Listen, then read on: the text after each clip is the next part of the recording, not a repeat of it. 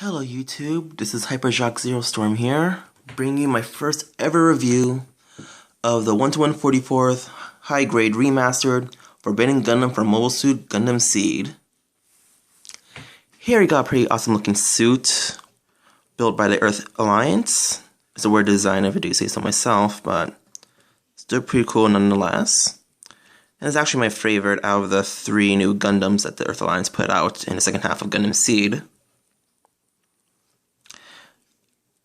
When we start, first we'll start with colors. The main color on this suit, as you can see here, is this teal green color. Not many MSs in the Gundam franchise have this color. The only other one I could think of is the Jagan from the Universal Century. But I think it's the only Gundam that has this teal green. That makes it unique. The other color on this suit is this dark forest green, which is very prevalent in the backpack. It's also here on the shields as well. The third primary color on this suit is this extremely dark shade of brown. On the camera I know it looks kind of black, but trust me, if you got this thing in real life, it really looks like a dark shade of brown. Extremely dark though. It's there on the torso, as you can see there. On the sides there as well. The gauntlets, that small piece of armor on the crotch there, the middle piece of the V-fin, the calf armor, the feet, the railguns on the backpack, and last but not least, the thrusters. Another color on the suit is this gunmetal gray, which shows on the side vents here, on top of the shoulders. The thrusters in the shoulders, the arm joints, and the knee joints in the legs. And a small crotch thruster here. And this last piece of coloring on this suit is the red on the cockpit, the red for the front of the camera here, the top here, the yellow V-fin, and the yellow on the vents. And that's all you get for normal colors. But if you want to make this thing look more anime accurate, you might want to get some paint, because if you can look here,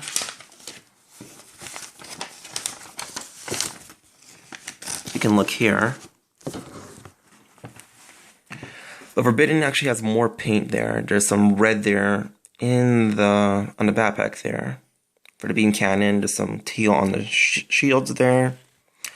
Some red and black coloring for the vents all over the suit, and even his scythe. It comes in one color, but as you can see here, it's supposed to be multiple different colors here. So, if you want your Forbidden Gun to look anime accurate, I suggest you get some paint. Pushing that aside for now.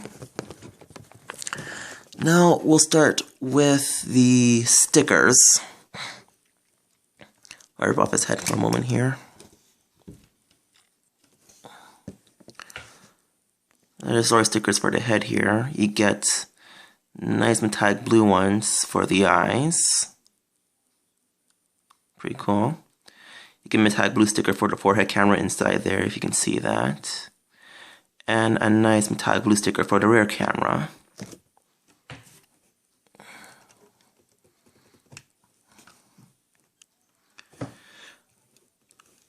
Other stickers include the small red and black triangle on the middle of the shield here, and this large red one here. It's on both sides. It's actually the same. But not only do you get those metallic stickers, you get a sheet of decals or marking stickers.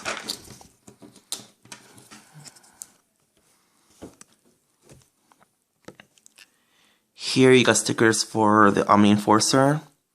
That's their logo. There's 2 of them in white, 1 in normal colors. Get more Omni Enforcer here, the acronym versions.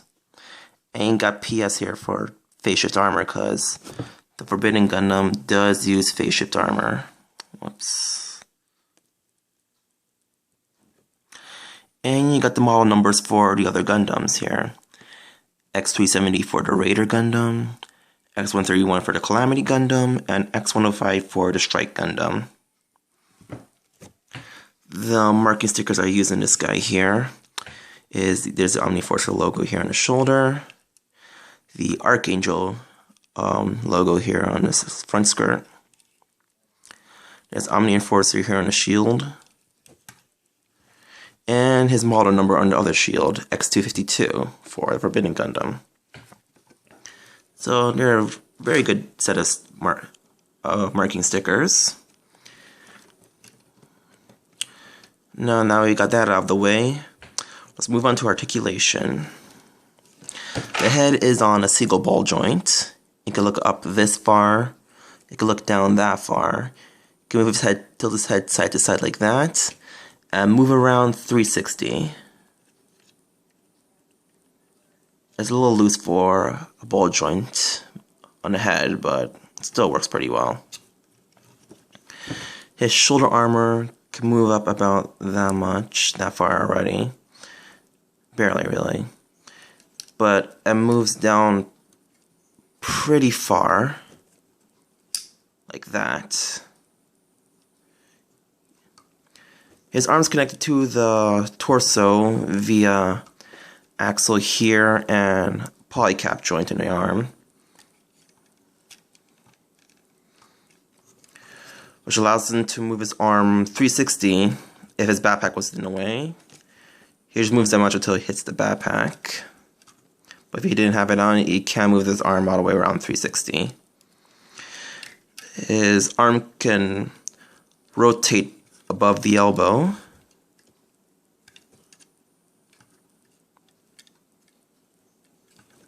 Pretty strong joint. His arm joint is a single joint here. It's not double jointed like most kits from today, only allowing him for a 90-degree bend. Not bad, but could be better. His hand is on a ball joint, a single ball joint, allowing him to wiggle around and go around 360 like any ball joint does. Pretty good there. His waist is on a peg just like on the shoulder there, but it does give you a bit of a knob crunch, barely. You can see that. It moves around just a little. His front skirts are molded together, so they move up together that far. Only about that far. But unlike other front skirts, you can't separate these ones because they don't have ball joints in each side. So if you do separate them, they'll just fall right out. So I suggest you keep these things together. The side skirts here are they're hinged onto a ball joint. They can move out that far. They can move out forward like this far and go backwards until it hits the backpack. The legs are connected to the torso, and torso only has a single ball joint. So their legs can move out about that far.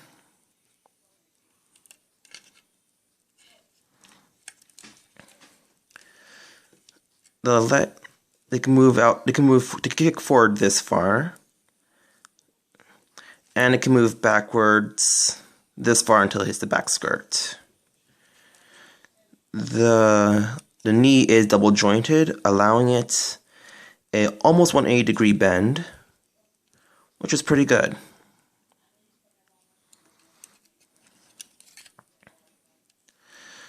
The foot here can move forwards and backwards like so. Then the ankle armor here is connected to the joint which connects the foot and the leg here. So when we move the foot, the ankle armor moves, but moves as well. So it's not individual here.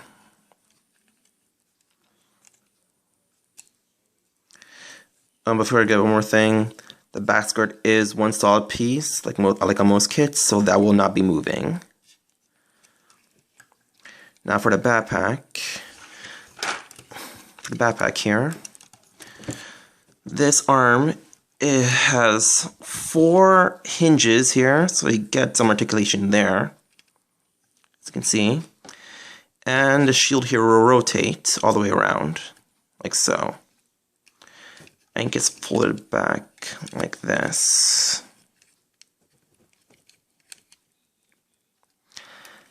And that's it for articulation.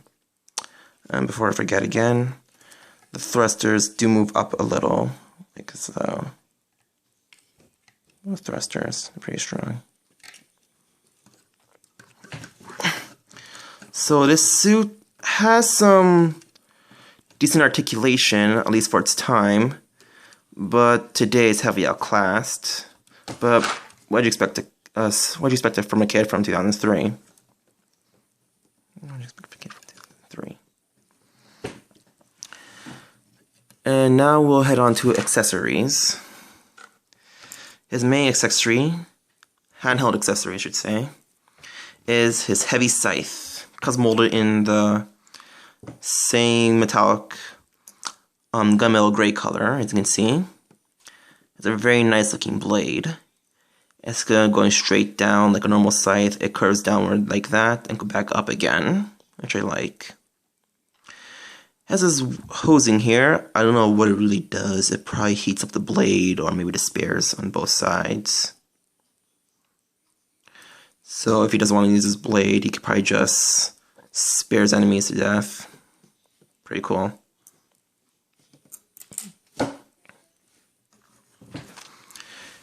His other accessories, well, not really accessories, but weapons attached onto him, is the machine gun gauntlets here on both arms.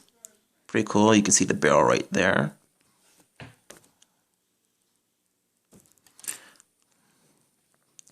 He does have head Vulcans, like lots of Gundams do. As you can see there, both sides. And the rest of his weapons are on his backpack, part of his most powerful weapons, which now leads me to the transformation into his high-speed assault mode. What you want to do first here, just get the arms out of the way, just give enough space. The rail guns here, you want to deal with those first. What you do, you twist the rail guns inward like that. Then you bring them up, like so. Then you twist them back again, like that. And you do the same thing on the other side. I'll show again.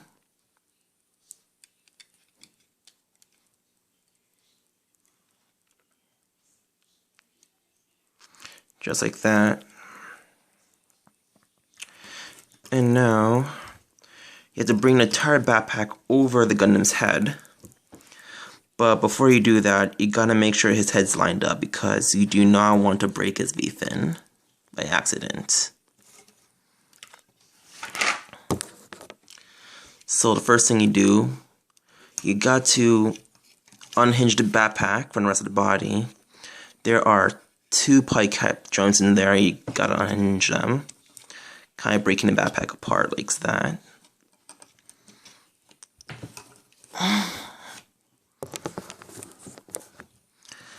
Then you bring the backpack over the head, clearing the V-fin. Like that.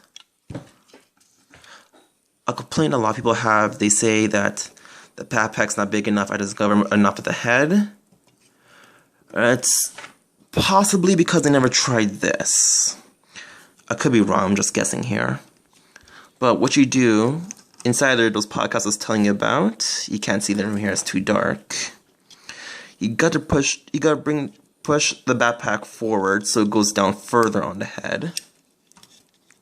Oops. Like that, and it covers it much better. While it's not looking at it straight along.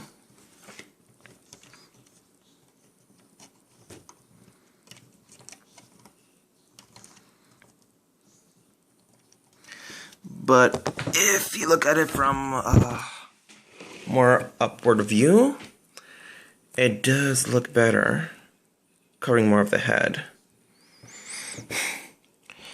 His weapons here, you see the 2 rail guns, which you can only use in this mode. And the nose of the backpack does have an high-energy plasma cannon. There are panels on the inside of the railguns, which is why they're shaped like this. So when he shoots the plasma cannon, the panels will actually control in which direction the beam will curve. So the plasma cannon on this mobile suit can curve from left, right, up and down. Makes it a lot harder for enemies to dodge his attacks. As you can see on the backpack, you see like another visor there, so since his head's covered, you just look through that.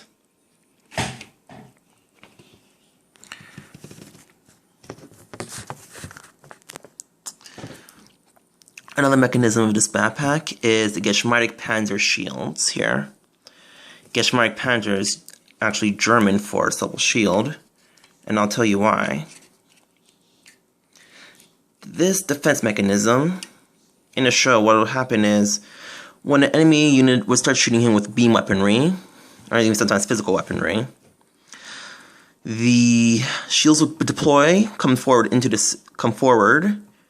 and then the vents here will release out Mirage Colloid particles. And after the shield deploys a cloud of Mirage Colloid particles, the beam that will be being shot at him will actually bend away, which is pretty cool. I think it's the only suit that ever does that in any of the Gundam series. It's pretty cool. But I want to have him out. I usually like to keep the shields displayed like that, just more uniform. So you can have him here in his high-speed assault mode, and you can have him hold his scythe.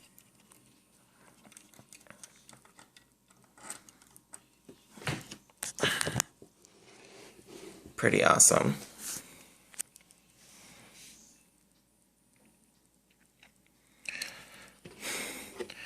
And to transfer him back, let's move the scythe again.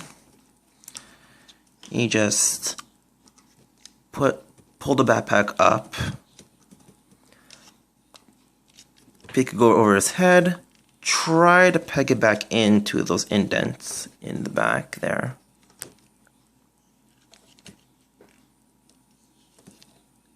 Make it more flush with the back. And you twist the rail guns in like this, bring back down, and back in again. Just like so.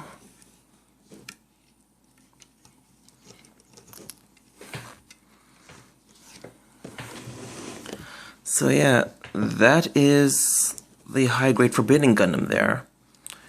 It's a pretty nice suit from the high-grade line, or the high-grade remaster line.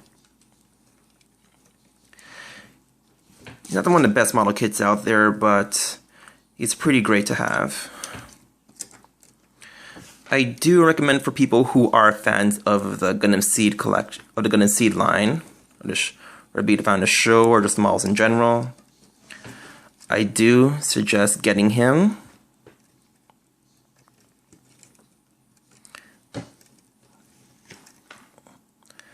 I got this model off a seller on Amazon who sold me for a rather cheap price without shipping, which is pretty great. So, this has been my first review of a gunpla, the high-grade Forbidden Gundam.